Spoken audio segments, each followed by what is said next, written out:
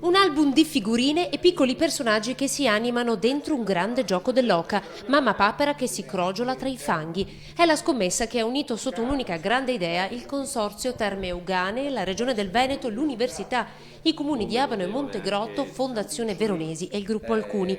L'idea è raccontare le terme, le loro proprietà e la loro storia attraverso un fumetto. Il grande salto che abbiamo fatto è stato questo: non parlare più ai nostri, e non parlare solo ai nostri congressi, ma cercare di parlare alla gente. E questo, diciamo, questo ultimo tassello del fumetto rigorosamente controllato dal punto di vista scientifico, secondo me è veramente qualche cosa di più.